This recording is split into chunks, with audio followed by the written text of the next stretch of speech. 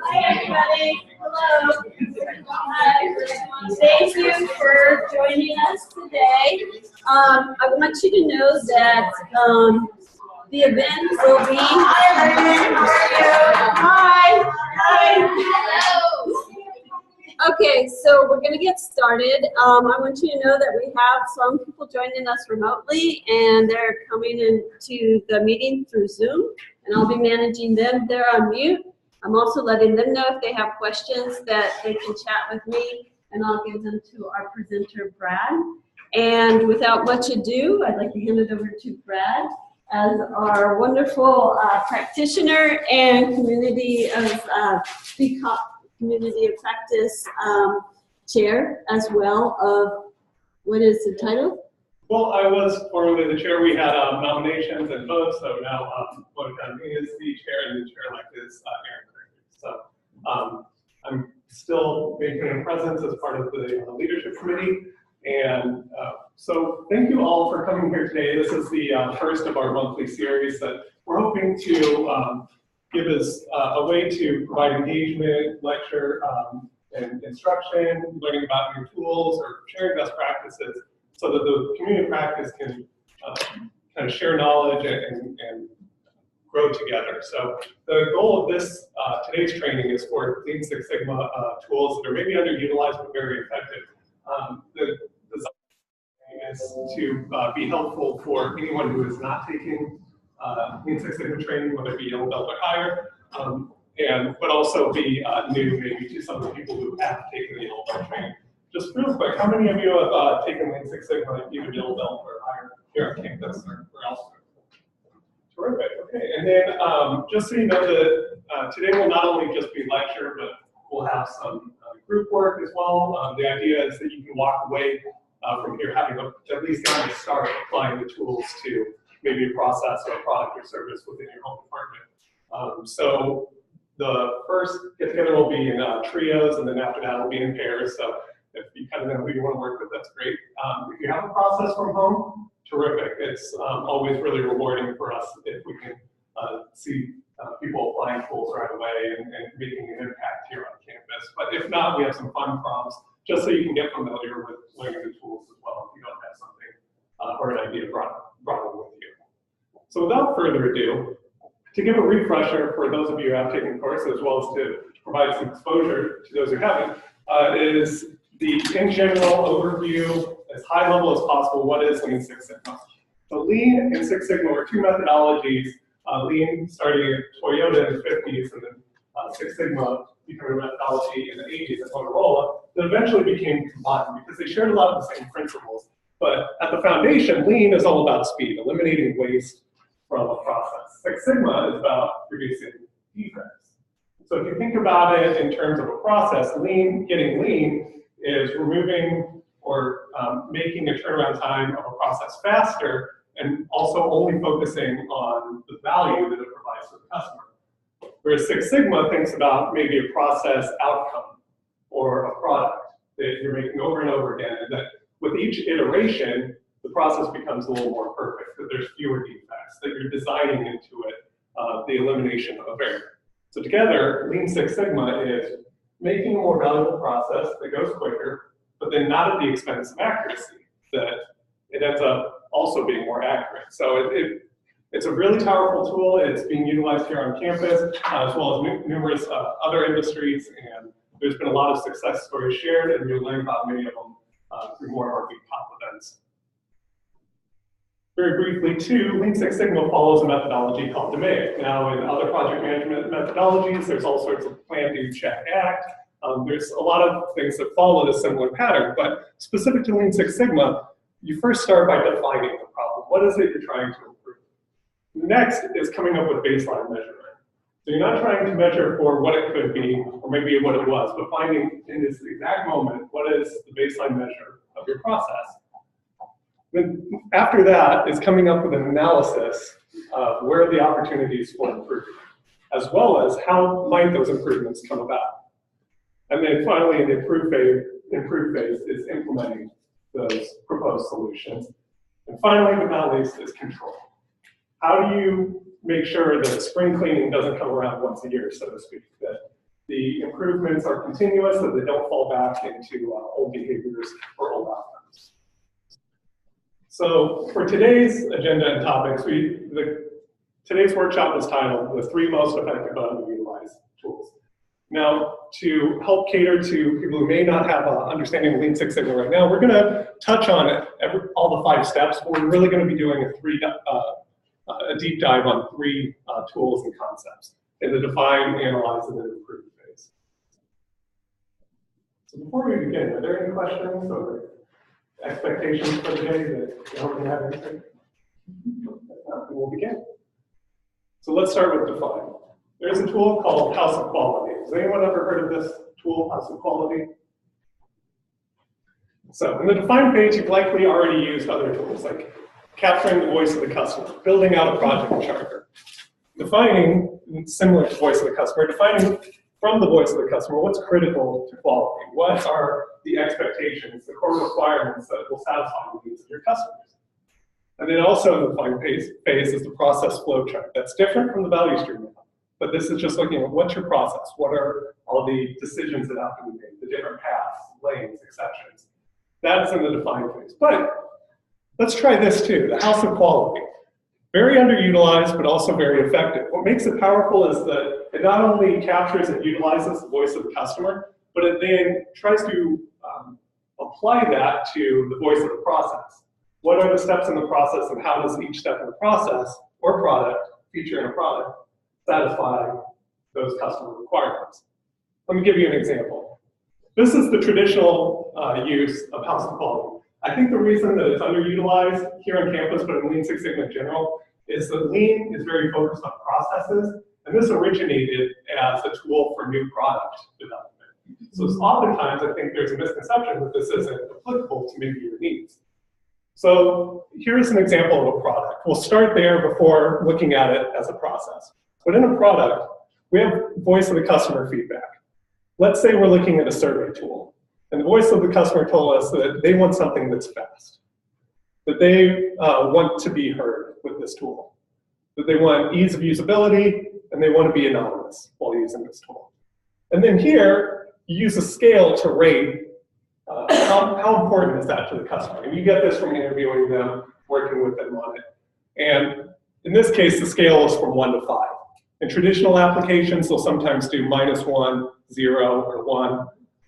I like to use positive numbers only because it's just, it gives more kind of an accepting, positive, morale-boosting feedback that's probably a little more technical here on campus. So I would say that's a best practice, certainly. So once you've established what this is, then you come up, list the product features. So here, the product gives an email hyperlink to all survey attendees. They ask for demographic info, doesn't ask for any personal info beyond that. There's drop-down answer options, free text answer options, and then exporting of information. Let's say that those are all the features that the survey tool gives. Then what you want to do is build out how much does each feature satisfy one of these customer requirements. So let's assume the email hyperlink to survey. We ask the customer, of these four customer requirements, how much does this specific feature satisfy that? They say, well, it doesn't really help me with anonymity. The fact that you're sending this to my personal email gives me kind of concern. But up here they say, oh, that's really great. I don't have to go to a home page. I don't have to find the survey. So for speed and for usability, it's terrific. Do you kind of understand how this gets built out? Are there any questions so far? Now, here's how I think it could be leveraged here on campus to provide a little more power and a little more usability. Is how does it get used as a process? Well, in the previous example, we had product features. But here, what you can do is replace that with process steps. And you ask the same questions. How does this step in the process satisfy these voice of customer demands? So let's say we're using room reservations. This is something that a lot of us do either for specific sites, maybe as an admin to somebody else, so we're constantly looking for room reservations. And let's say that process, we're working with one stop. Let's say that process first starts with call, email, or walk-in request. Accessibility, that satisfies it to 5. Maybe it's less important to worry about in-house IT, but if you want to kind of keep it neutral on a scale of 1 to 5, you maybe put 3 there. If it negatively impacts, maybe you go to 0 or 1. And once all of these, down here is what you're really looking at, the net weight score. Once you've determined what the relationship is between a step and a critical to quality feature, or recommendation, how are you guys? Is you'll come up with a total score. And what does this tell me? Well, it tells me that this is probably the most important step to focus on. After that, there's kind of a 3-way tie here for 50 points. So we want to talk about budget, room size, and date, review of the calendar, holding a room. So finally, once you've captured all this, the last step you want to consider is how does each feature in a product or step in a process interact with each other? That's what the roof of the house is. See how this grid kind of leads up to something? Well, say here there's a positive or negative. In this case, we want to be able to review the calendar for available rooms, but we also want to be able to hold rooms for people who maybe haven't been committed. That has a negative relationship because the more rooms that are held, the less availability there is. So you want to start to manage, is this step more important or is this step more important? If they have a negative relationship, which process step do we want to focus more on to add value, potentially at the expense of the other? So, I hopefully emailed everybody in this room. If not, I apologize. The idea was that you would come in, hopefully with a process in mind that you can kind of stew about. Something that's maybe a good candidate for a process improvement. So for the initial define phase, Lynn's going to be handing out some templates here. Yes, please. On the first page are instructions of how to build your own house of quality in Visio, if you've never built one before. And then the second page is a completely blank template that we're going to be working on here today. If you have a pen, please get that out. If not, we have a right here.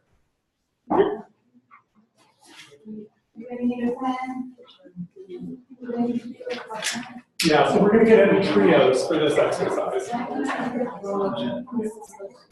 So we're going to be in groups of 3. If you're not already in a group of 3 and you see somebody else you want to work with, if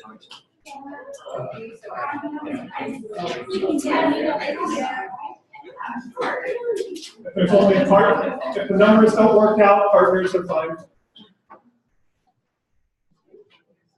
So the first step, does everyone have a copy of the handout? So the first step,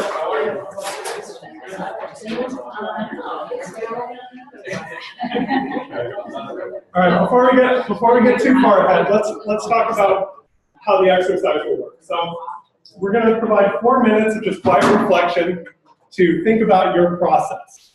Okay, don't think about the voice of the customer quite yet. Think about your process. The top row here on your house of quality template, I want you to fill in either with your product features or your process steps. And that's all you'll need to do. 4 minutes to just think about the process and each step within it and adding it to your house of quality, writing it in right on the piece of paper. Once that's done, we'll work in our groups of 3 and we'll do some speed dating. I'm sorry, speed consulting.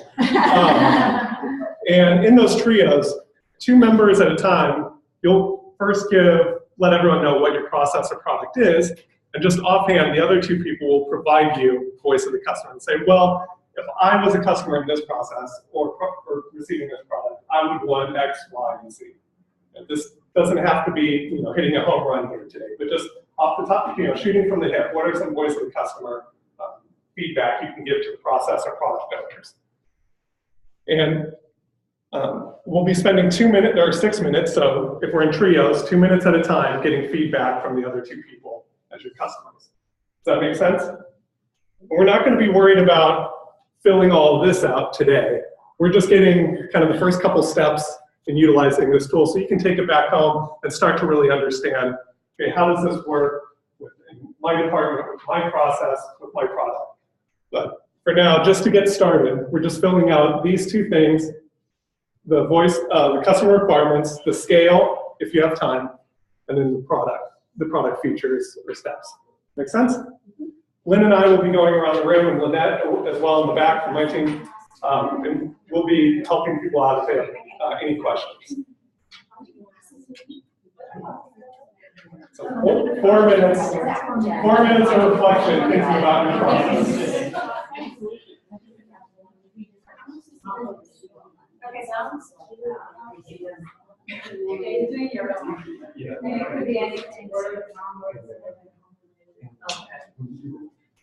you have a copy of the slide we put up on the schedule? Anyway, Can you put that example of the room schedule? Yeah, that's great.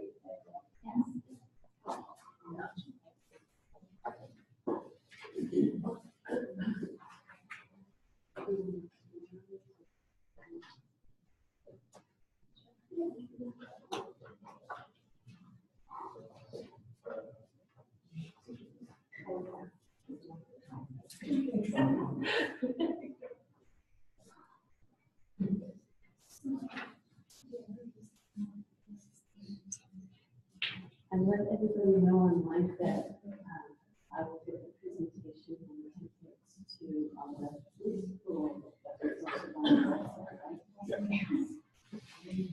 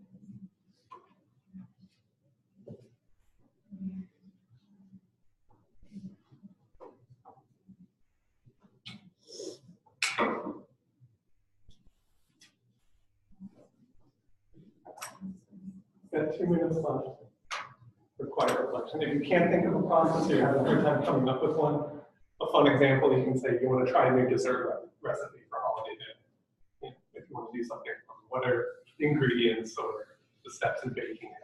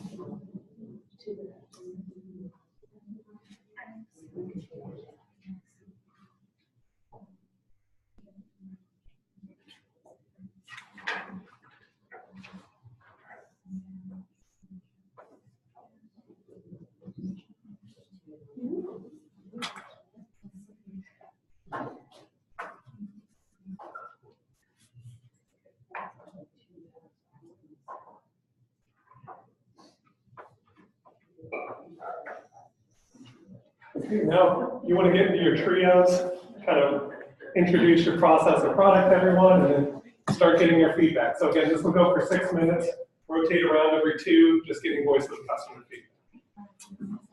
In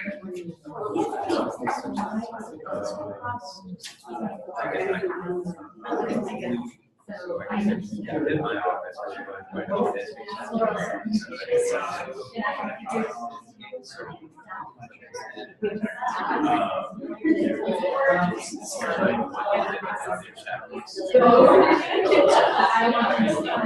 since we have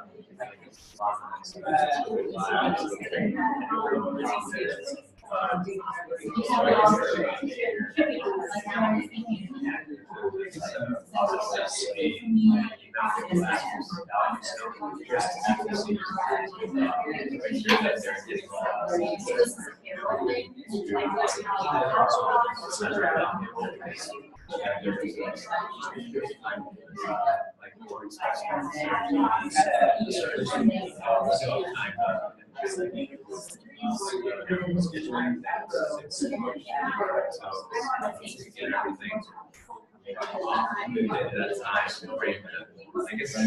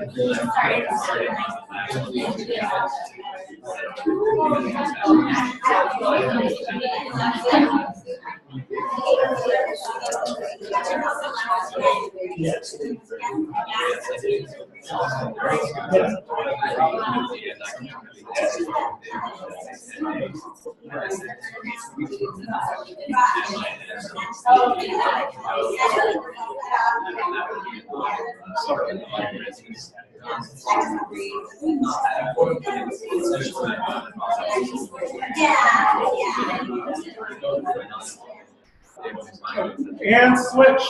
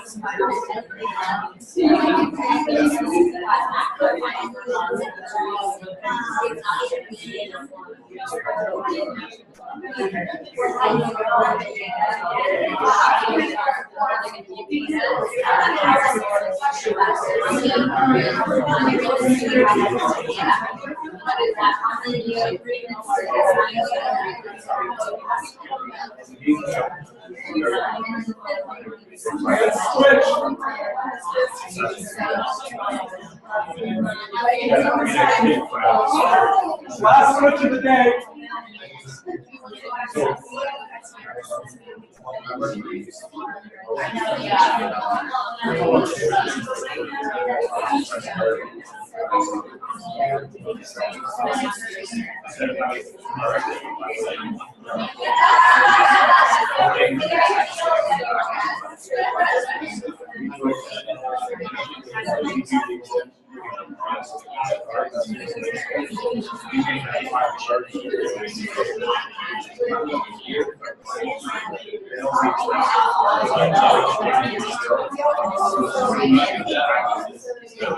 There's lots of opportunities.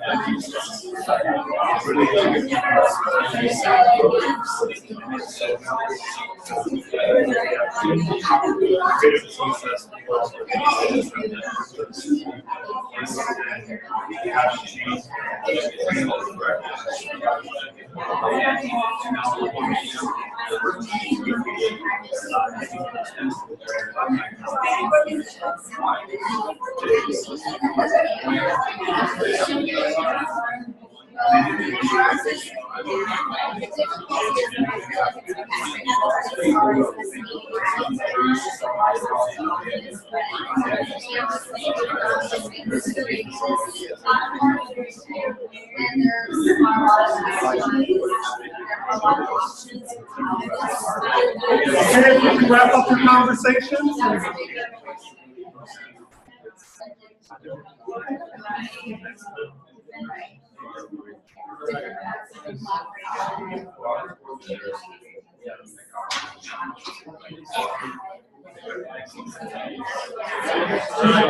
So hopefully as in our trios or partners, we're able to move the ball forward. Obviously, we're not there yet, but hopefully you had a chance to come up with some voice of the customer. You've really given some thought to your voice of the process here, either the features or the steps. And then if you had plenty of time or got lucky enough, if you got the scale filled out, that's really great, since you have the customers right in front of you. If not, that can be filled in later. So think of it as, we've got the framing of our house here, we've got the insulation, you're gonna have to fill out the appliances later, as well as install the roof later. But when that day comes, you really wanna think hard about, okay, if it's on a 1 to 5 scale, trying to keep positive numbers, so it's a positive message. 0 or 1 is, this negatively affects or doesn't negatively affects a voice of the customer requirement. 3, since that's the midpoint, you can put that for neutral, and one way or the other, it doesn't really affect it. And then 5, if it's just awesome, it totally satisfies the customer requirement. That's a way to think about filling this out. If it makes more sense to do -1, 0, 1, do it that way, of course. But I think it's best practice here. I think the second row would be good to keep it positive. Also, too, this section, the roof, is really the last one to get filled out. You really want to get a good definition of what your process or product is. And this has less involvement with the customers here, more about the process experts. Really identifying how do these steps in the processes interact with each other, either negatively or positively. If you didn't get as far along as you'd like, I'll be around here a little bit after the class ends. If you want to chit chat with me and try to move it along a little bit further, I'm totally happy to be here. But for now, we're going to move on. So that was pretty intense. So we'll take a little break here. This isn't so much a deep dive. This is a lecture portion of Measure, but I definitely wanted to touch on it, not just to make sure we capture the entire spectrum of the demand model here today. But also, too, I think it's important to understand the importance of tick sheets. What's a tick sheet? Well, this is a real-life example that I actually used in an old job of mine. So I was working in a cancer clinic, and we were trying to determine what we call avoidable issues the patients were having when they were coming to the front desk to check in for their appointments. Some of it had to do with insurance, some of it had to do with physicians not signing orders, they didn't have labs ready to go or the wrong lab types. And what we did was we empowered the front desk staff with these tick sheets, and every time an issue came up, they just made a little mark, and at the end of the week, gather all that data up, put it into either a bar chart or the like, just so that we can start to capture, okay, what are the true issues that we need to be focusing on? Now, you likely already use histograms, run charts, and Pareto charts. People really like those because they look good. They look presentable. They look like they're hard really well captured data. I think a lot of the reasons why tick sheets are a little underused is because it's pretty low fidelity. You're putting a lot of trust in people to capture data accurately. I'd like to implore you to maybe consider using the tick sheet, especially because on campus, a lot of our processes, they're a little more fluid, they're a little more customized. It's not like making widgets or phones at Motorola, where you're only expecting 3 defects out of a million opportunities. Here defects, or not so much defects, but maybe errors or rework or extra time taken to satisfy a product or process means that it's got a low sigma value. So in that case, low fidelity tracking of issues is totally appropriate. Everyone's always in, good, they say good data is hard to find, right? Good man, good woman's hard to find, or good data is hard to find too. Everyone wants sophisticated, accurate data systems. People will argue, well, my data system's better than your data system. It's okay to do this. This is really good for getting, when there are multiple reasons for defects and you want to try to focus attention maybe on the largest issue, or maybe when the issues are ambiguous. We know these are issues, but we don't know which one's happening the most. When defect data capture isn't possible or feasible, sometimes those systems just aren't in place. We don't even have competing systems because there's no system. It's okay to go low fidelity and utilize the tick sheet. So wanted to just this is kind of just a lecture portion of the measure. We're going to do a deep dive next. But and finally, I want to say the power of this is a good way to generate widespread buy-in to your project. When you're looking at data systems, that's something that's happening to people on the project team. Their data is being captured as they work. Their workflow data is being captured and sent back for reporting. Whereas this, they're tracking it themselves. You've empowered them with this template, this document, to be a part of this process, or this process improvement, right? So you can kind of see where there's kind of a soft skill to utilizing a tick sheet. It empowers people to feel like they're a part of this journey. They're part of the process improvement. The process improvement isn't just happening to them. On to the analyze phase. So Lynn's going to start passing out a template here. So here's an analyze tool called failure mode and effects analysis, otherwise called FMEA. We're going to facilitate this through a little exercise called TRIZ. Now, the analyze phase. You've probably already used the Ishikawa diagram if you've taken training before. That's also known as the fishbone diagram, the cause and effect diagram. And the goal there is to find root causes of defect.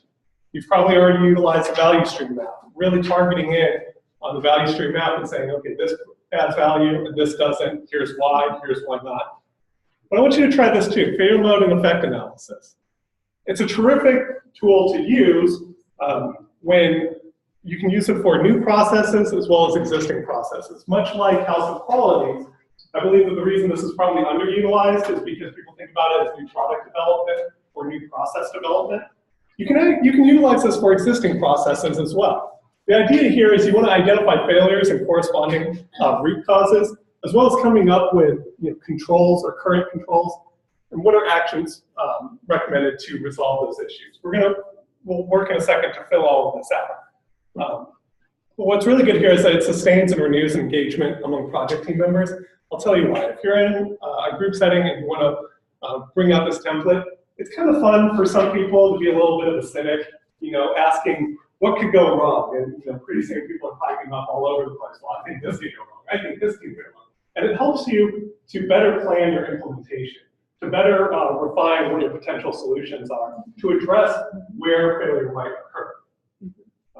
This is also really good, and I recommend this for anyone who utilizes the Ishikawa diagram. That's a very hard tool to facilitate. You're standing up in front of a room, you're translating people's comments into on a whiteboard or a document, and you're trying to control conversation. FMEA is a little easier to manage in that everyone's working on a document themselves, conversation's kind of happening organically, it's really defined what you're trying to fill in and structure out that way. So I think in the analyze phase, this is a bit underutilized, it's very powerful, and anybody can do it. So to get you started and to prove that anybody can do it, we'll take the first few steps together. We'll take just one quick minute, you'll get into partners. You're going to write down your process and your partner's process, and you're going to quickly socialize what that is. You've probably already done that in the House of Quality, but I know there's going to be some cross-pollination here since we're going from trios to teams. So take a minute to do that, and then after that, we'll have 4 minutes of silent reflection and thought gathering. Make a list of everything that you think can go wrong with your own process as well as your partner's process. And then share that list together in the final 10 minutes and get as far as you can, get as far as you can filling out these. This is the most important though. If you only get here, that's a huge step for a day. What is the potential failure mode? In what ways could this step or feature go wrong? So first take a minute, write down your process, and write down your partner's process. Have them share it with you.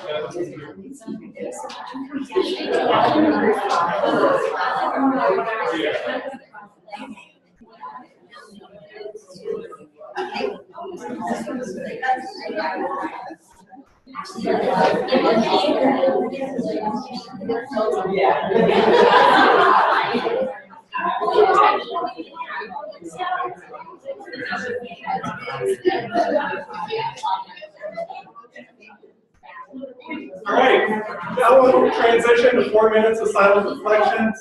Start thinking of, make a list of all the things you can do to make sure that you achieve the worst results manageable with your own process or your partner's process. So make 2 lists, one for your own and one for your partner. We'll share in a moment. We have 4 minutes of silent reflection.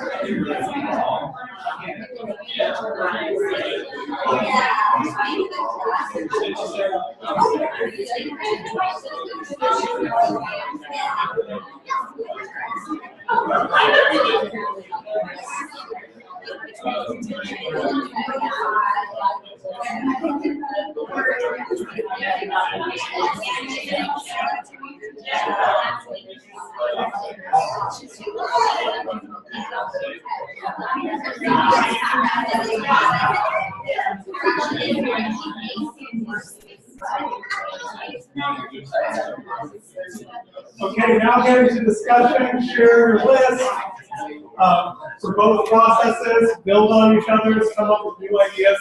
How can you achieve the worst results imaginable? What could go wrong?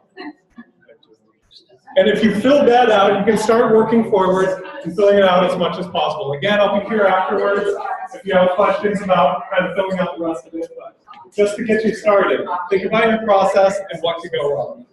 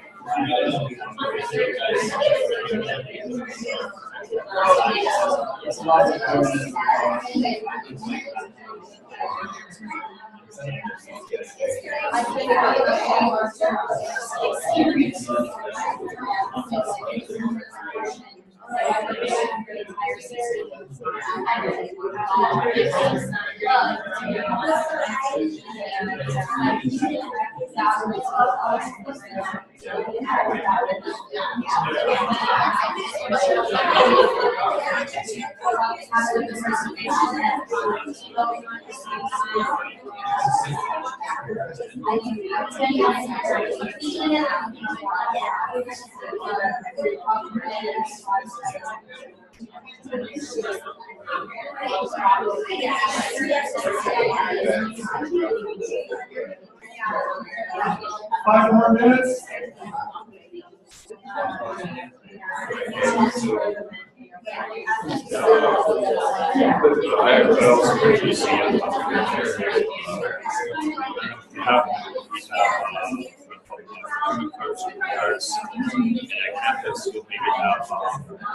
one card, whereas we have five. That's based on the expense codes. So the campus has one card to cover everyone, and then it gets back end to all the supervisors. Where first way we've set it up is that it's only on the front end. You may have five cards where your supervisor doesn't really go ahead and assign expense codes. So it's better for supervisors in terms of their time and what they need to do. We're going to change this because we expand the system, and arguably, whether it makes sense at the time that it was put on the whatever, we're going to change it.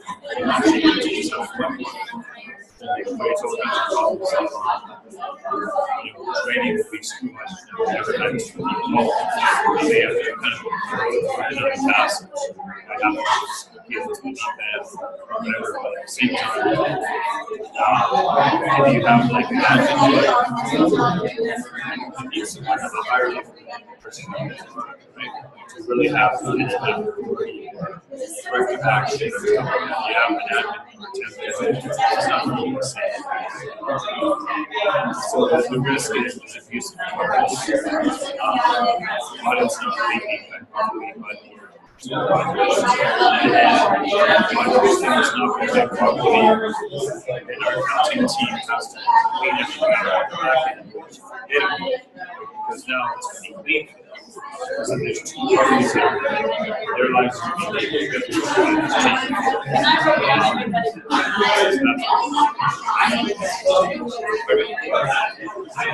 change because I'm looking back to that. So I think so. You can go to later and you can ask which is someone to buy cards to buy cards based on so you're going to buy supplies with this one. Does that make sense?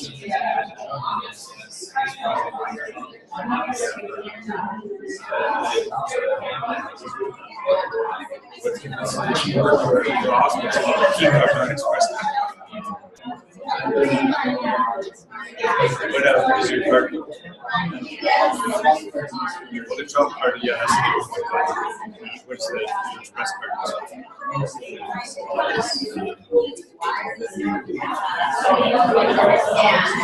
That's how it's supposed to work, right? Theoretically, you should be buying different things, but a lot of people just have one. Because it's this or that.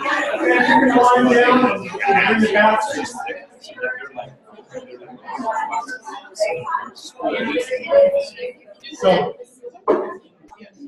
coming back real fast, and I apologize for not mentioning this. Someone asked, what does RPN stand for? That's the risk priority number. If you're trying to guess or measure what the severity, occurrence, and detection controls in place are for that, you multiply this by this by this, and you get your total RPN number. That's the traditional application of it, to be honest with you. When I've used this before, I've never used that. It just depends on what the process calls for. I know this is a lot of information to fill out here, and I'm certain nobody got anywhere close to filling it all out, but in practical application, you want to consider what's appropriate for the group I'm working with, what's appropriate for the process. In all truth, when I've utilized this before, it's a process step. What's the potential failure mode? What's the effect on it? Potential causes, and then action recommended. Honestly, in my practical application, I haven't used the other ones, but this is a good template for having more than you need and then scaling back to what's appropriate. So hopefully, did everyone at least get potential failure mode started? At least that one, and then hopefully maybe started working on, okay, what's the potential effect? Great. One last point I wanted to make, and this, another way this can get utilized is if you've used Ishikawa or been a part of the cause and effect diagram session, at the end of it, what you want to do is identify what's the root cause that's attributed to this problem statement. And then you write that down. And then you come up, you ask the group you're working with to come up with potential solutions, hypotheses, or ideas. One way you can kind of utilize this on top of that tool is then using process step inputs as your potential solutions. So a little bit of brainstorming validation of, okay, we come up with root causes are, here's what we think might work. how might it fail if we implement these changes? It's just one extra step of validation that allows you to kind of test your assumptions. Will this work? Will this actually improve my process? Or because we didn't give it enough thought, will this sabotage our process in ways that we didn't really give enough time to think about? Yes, ma'am. Robbie, I have one question back there. In terms of the detection before and detection after, if your rate of detection goes up, your RPN is going up. Is that correct? Or are we inverting the detection numbers? Yeah, no, it would be going up. Okay, but then don't you want to try and lower it? You definitely want to lower the occurrence. So the RPN here and the RPN here will tell you two different things. So you definitely want to see how the numbers and severity, occurrence, and detection, how those are interacting or affecting the score. It's not just the score itself, but how it's being affected. Over here, you definitely want to use it as prioritization. But over there, it's just to see how is this impacted based off of our controls. Yeah. So if the negative consequence is something you cannot easily detect, it would have a higher number, like a 10, right? Right. Whereas if you can easily detect it, it could have a low number, like a 1. Correct. Yeah.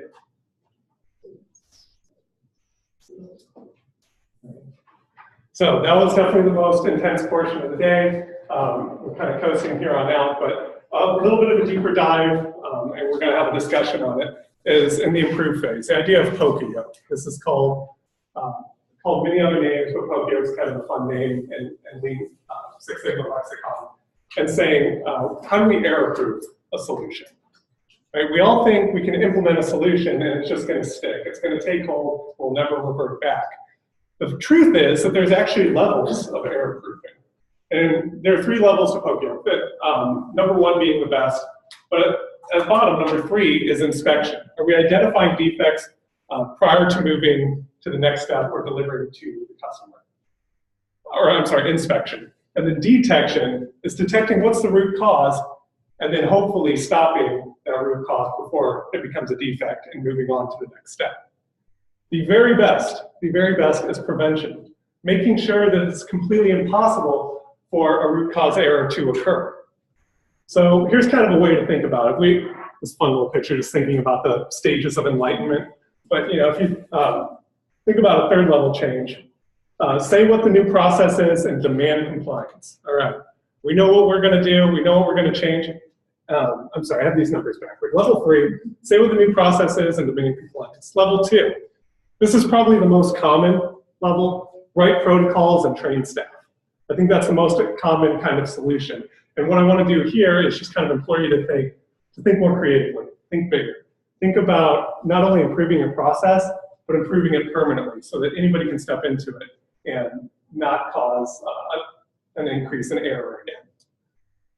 You can create signs, visual displays, or templates. That's a great way to reduce error. However, at the end of the day, error still is possible. Even if you have a good template in front of you, you can still fill out incorrect information. It may give you an idea of what the correct information is that you're trying to fill out on, say, a form, if you have a template.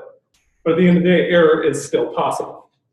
Level 3, idiot proofing. Eliminate the possibility of error. Let's give some examples on how that might be possible. You ever drive along the freeway and see these, trucks that hit this will hit the bridge. That's idiot proofing. They don't have, you could have the measurement that says, bridge height 19 feet. Great, you're causing a trucker to do split-second math and determining, oh shoot, what was the height of my vehicle? Am I going to make it? And by the time they figured it out, they're hitting it. People throwing away trays, just round hole in the square peg, eliminating the possibility. Now, those are kind of fun examples, but how might they apply to processes here that we might, or features or products here that we might actually need to eliminate error for? Let's give an example, and this is just going to be kind of an open conversation if you have the idea. So let's say there's a process that has email requests for service. Could be IT service help desk, operations management team, facilities team, whatever. And let's say they have a significant amount of rework to gain pertinent information for the analyst to satisfy their request. We've done baseline measurements and we've determined that there's an average of 2.8 customer email replies. with this goal, how can we gain all information in one customer reply? So devise a level 1 solution. Have a form. So if we have a form that's sent out, is that level 1? So, and it will not go forward until we fill out All of it. There, now that's a level 1. Yep. Requires fields. See, exactly. Having a form itself is just a level 2 solution, because that's really a template, isn't it? To think creatively, to go to that next level, to a level 1 prevention solution, is to say not only are we setting up this form, but you can't even submit it until all fields are filled in. Kind of secondary to this. Let's say an online form routinely has inaccurate or unrelated information typed in by a customer. This requires significant resources to interpret for accuracy. Goal, ensure customers only put strictly defined information or data. Devise a level 1 prevention solution. Drop down menu, right? Don't go through the rigmarole of free text if you can, put in the guardrails that keep them, so to speak, keep them in line. So those are just kind of small examples. Just thinking about it. I remember reading a case study about medical gas use in inpatient rooms for patients. There was a critical event where a patient passed away, and they found out that the O2 exchange was replaced with a med gas exchange. And, that's a very serious example, but the polka yoke was the round hole in the square peg. They did an analysis of the situation. They changed all of their rooms so that you couldn't actually hook up a patient in that manner any longer. So that's obviously a very critical and devastating reason to have to do a linear, but you can do it within your own processes, even if they're low stakes, just to save yourself everywhere. So finally, leading and lagging indicators. This is super quick, and we're just going over it. So let's assume we have metrics to track to keep our new process under control. Let's say it's turnaround time. A dashboard is created. Accountability is written into the director's job card, and an escalation plan is in place. Great, right? But each process iteration takes 6 months. So we made all these solutions. How do we know if they're working if we're going to wait 6 months to find out? Can we afford to wait that long? Most likely not. That's what's called a lagging indicator. And the idea is to come up with a leading one. An in-process measurement that's predictive, but not an output result.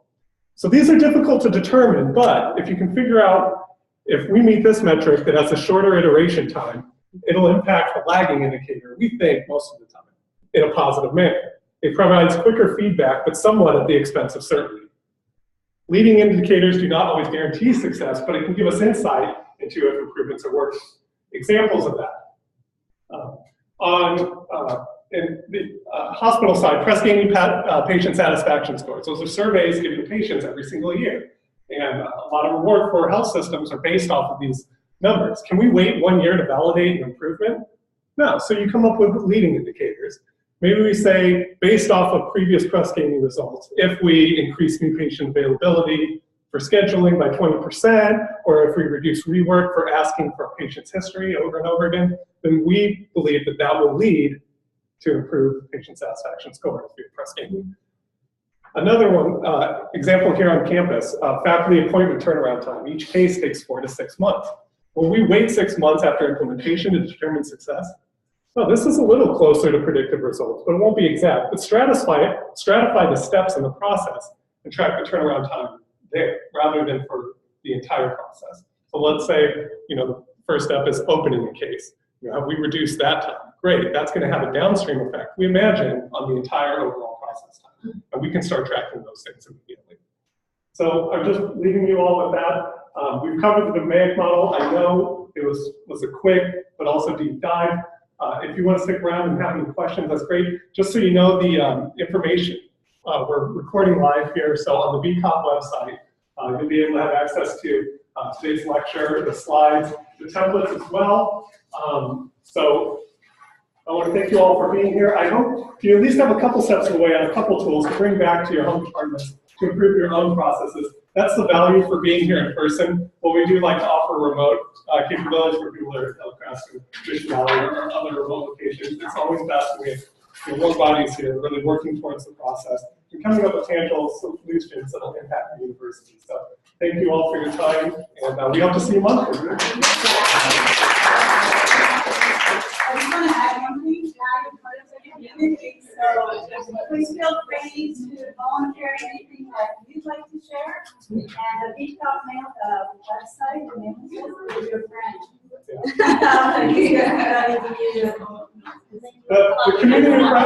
The community of practice is an organic model where everyone contributes. We all share knowledge collectively and build knowledge together that will impact our growth here personally as well as growth of the campus. So I want to empower all of you. We're going to do a monthly workshop. We have the first 3 or 4 planned out right now. But anyone here in this room can lead a session, whether it's a workshop, a training, a case study. We're doing book club. If you think you have knowledge to share here to other people on campus, please contact Lynn Underwood. She's the chair for the Special Events Committee and Program Committee. So she'll be available to help you kind of build the day out, working on what you want to teach the group and how we might facilitate. Yes, so the event will be supported. We just need your knowledge, expertise, and leadership to want to do it. And you may want to do it maybe even together with someone. That's another option. February, we've got the book. January, sorry, I'm in January already. January is the book review. Please don't miss that. Do you want to say any details around it? Radical Candor by Tim Scott, so put that on your holiday wish list. Read it, and then come back and we'll chat about it. Yeah, and when I send a follow-up about here, go and see the templates and everything for this. I'm going to remind everybody about the book, and thanks for coming today. Thanks everybody online. Thank you all.